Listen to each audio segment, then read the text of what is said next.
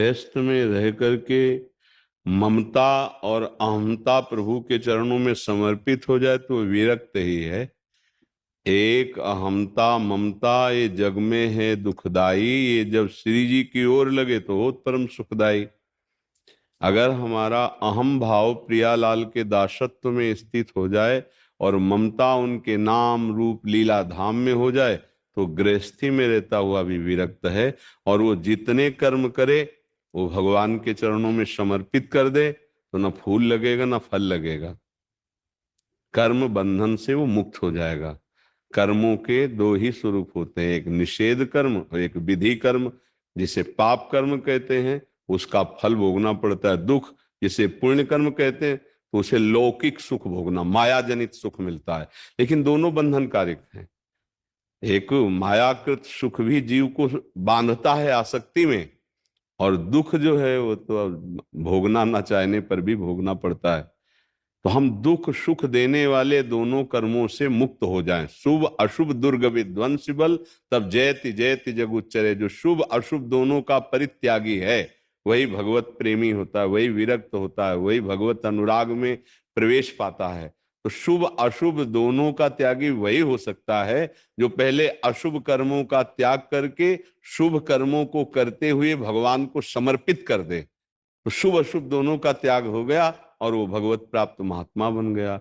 गृहस्थी में तुम्हारा जो कर्तव्य है वो तुम्हारी पूजा है। जैसे तुम किसी के पति हो, किसी के भाई हो, अमुक अमुक संबंध, ये सब धर्म हैं, छोटे छोटे धर्म। इन धर्मों को यथावत पालन करने का फल होगा परम धर्म श्री भगवान में भक्ति हो जाना। अगर भक्ति नहीं तो ये सो सब धर्म कर्म जर जाऊ जहां न राम पद पंकज भाऊ। ये धर्म कर्म किसी काम में नहीं आए, वो सब मायाकृत प्रवाह में फैल गए। हमें लगता है नाम जप करते हुए अपने कर्तव्य कर्म को करते हुए भगवत समर्पित जीवन व्यतीत हो विरक्त ही है। विरक्त का मतलब वीतराग। वीतराग का मतलब जिसका राग बीत गया है।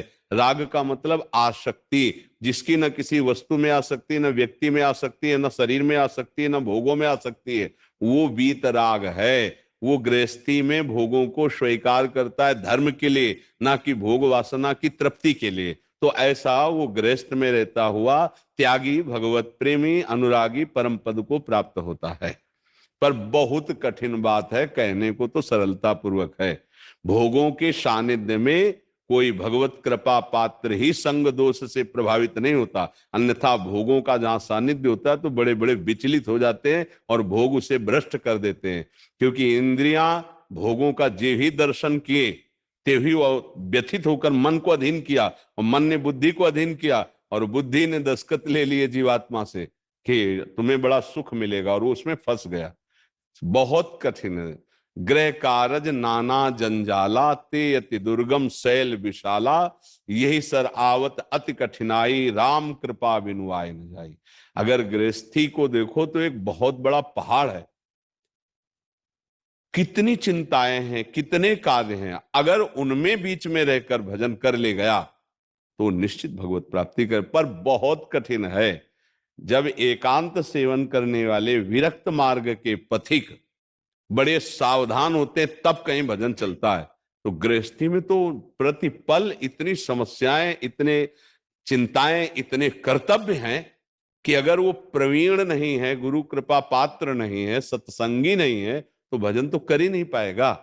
छोटे छोटे बच्चे, परिवार, पत्नी, पालन पोषण, अतिथि व्यवस्था, ब्याह व्यवस्था, पढ़ाना लिखाना, कितनी चिंताएं हैं। और उन चिंताओं को समस्त चिंता हरण भगवान के चरणों में समर्पित करके और निश्चिंत होकर नाम जप करता, कर्तव्य कर्म करता, कितना महाभागवत है।